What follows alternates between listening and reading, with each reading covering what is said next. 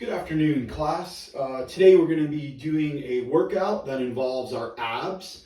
And some of the standards we're going to be working on for this is 2.2, participate in challenging fitness activities using the principles of exercise to meet individual needs. Not everybody's made the same. One person's ab workout or run might be easy, while another's might be hard. So you have to adjust based on what you are capable of doing. Next is our learning target. I can perform and explain form in various fitness activities. Forgot the IN there, but part of your quiz is going to be explaining the form of the different exercises I cover for your abs. And our word wall is progression and overload. It's really important that as we work out, you change a variable. In the weight room, we talked about weight, sets, and reps. So obviously, most of the time when you're doing abs, you're not really working with weight other than your body weight. So you can change the time, you can change the reps, or you can change the set. So those are some things you have to adjust based on your individual strength in your core or your abdominals. Like every workout, I want to warm up with a dynamic warm up right now. So being that we're working our abs, we don't need to do very much for the rest of our body, but you still don't want to just do an activity without warming up. So that once again, this is our dynamic warm up, okay? It's getting the blood flowing in our wrists, in our elbows, in our shoulders. When we're doing this dynamic warm up, our whole body is causing the blood to push from the top to the bottom, to the sides, all the way down to your fingertips. And you'll notice I never bounce. I control the movement and I'm not holding it because that static stretching, that's at the end, right? So you can kind of warm up by twisting across. You can do some marching.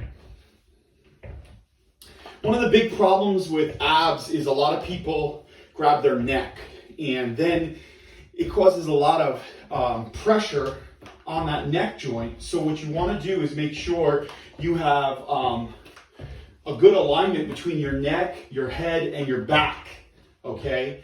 So I'm pretty warm. So what I'm going to do is, if you need to keep warming up, pause the video, do whatever you need to do to warm up. But I'm going to walk you through some different ab exercises. I'm going to work you through top abs, lower abs, and what we call your obliques or the side of your abs. In the PowerPoint, there's the scientific names for each, and you should read that slide with care.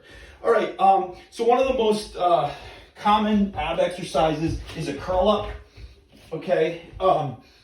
As you see here, my legs are bent, okay? You could tuck your shoulders, touch your shoulders with your hands, and you just go up slightly. You notice how I'm keeping my back and my head straight together, okay? A lot of people do this, and they pull their neck forward. When you pull your neck forward, you're actually using like your arms to work out your abs. When you go like this, it's all just right here in your stomach, okay? You're engaging your core is what they would say. A modification for that is if you're here and you go up and down, like our curl up test for the fitness gram. And then another modification would be touch your knees, okay? So that works the upper part of your abs mostly. So we'll just do a set of 5, okay? However you prefer. But I guess I'll do this one. 1, 2, 3, 4, 5. Okay, so you'll see there, I didn't touch my neck, I didn't grab my neck. You could have been doing these ones, okay? Or you could have been doing slide your hands on the floor. All I ask is, if you're doing this, you got to make sure that your weight is evenly distributed, okay? You don't want to keep your legs straight. A lot of people do sit-ups with their legs straight. You really shouldn't do that. It could cause some problems. Okay, so Now, how do we work the side of our abs? Well, you could turn sideways like this, which would be kind of awkward for some of you. So what I normally do is I continue to lay flat and I just rotate my legs to the side. Okay, that causes a slight variation. And same thing, you could cross your arms here, you can put your hands together here, and this will work the side of your abs. 1, 2, 3, 4, 5. Now remember, you have a string on your chin and it's pulling you up, so your chest, your back, your neck, and your head are all going up kind of in a line. All right? So whatever you do for one side, you got to do for the other. So I could turn here. 1, 2, 3, 4, 5. All right.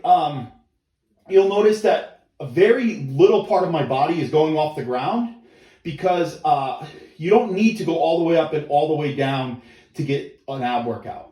Okay, those are different kind of ab workouts where you go all the way up and all the way down. We're concentrating on just the upper part of our abs, and that was just the top of our obliques. Okay, so now we're here. Next, we're gonna do some what we call flutter kicks. And flutter kicks are pretty simple. What you wanna do, put your hands under your lower back. Okay, and about 3 to 6 inches off the ground, you just kick like you're swimming almost. So you notice when I do the flutter kicks, I'm supporting my lower back. I'm not just kicking out. Okay, so let's do a set of, well, 5 wouldn't work, so let's do a set of 10. Okay, so here we go. My hands are underneath my back supporting it. 1, 2, 3, 4, 5, 6, 7, 8, 9, 10.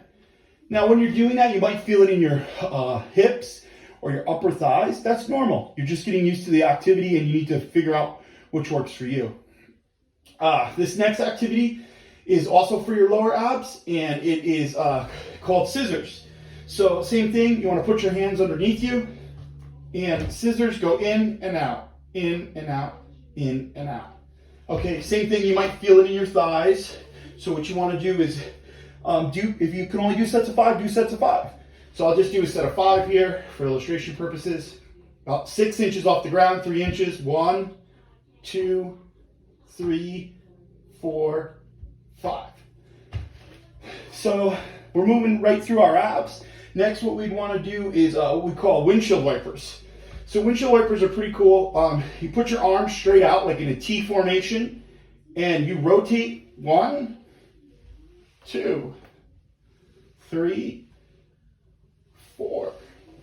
So you see, I'm keeping control of my body. You go all the way over, do it nice and slow. Okay. A variation of this would be straight legs. Puts a lot of pressure on your lower back. That's why I like to just bend my legs and hold them up. So let's do 5 again. 1, 2, 3, 4, 5. Actually 6. 6. And you should feel a stretch in your lower back. You should feel that in your abs. So those are a couple of the exercises that'll help you begin your ab journey. Everybody's in a different place. I would encourage you to do that for maybe 10 minutes, 15 minutes if you can. Just keep going. Or maybe you're not there yet. Maybe you'll just do 5 of each once through. Let's talk about that progression and overload. So if today you can do 10, then next week you might want to do 20. A lot of people say you could do abs every day. It's not really true. Every muscle needs a break. You could do abs a couple days a week, maybe 3 or 4 days a week. I would not do abs every day, just like I wouldn't encourage you to run every day, okay? You can do abs maybe Monday, Wednesday, and Friday, or you can do abs, Tuesday, Thursday, Saturday. Some people do abs Monday, Tuesday, take Wednesday off, do abs Thursday, Friday. Just don't do it 7 days in a row, just like anything else. I don't want you to get hurt. Okay, that's too much overload, that's too much progression at once, and that's how injuries occur. Let's talk about just stretching. The last video we went over where we were working out, I showed you a couple stretching exercises for your back. They're actually stretching exercises for your abs too. So you can be here and you want to keep your head straight. shoulders up, and you should feel that in your stomach, okay? And then another great ab stretch is if you are on your side and you can just teapot over. This stretches all this out, okay? And then you teapot over. Now some people do it the opposite way. Feel which way works. If this knee's up here and I want to go this way, I feel a good stretch. Some people, that's too much, so they stay on this side. When you're doing your static cool down, remember you want to hold it for 10 to 30 seconds, depending on your fitness level.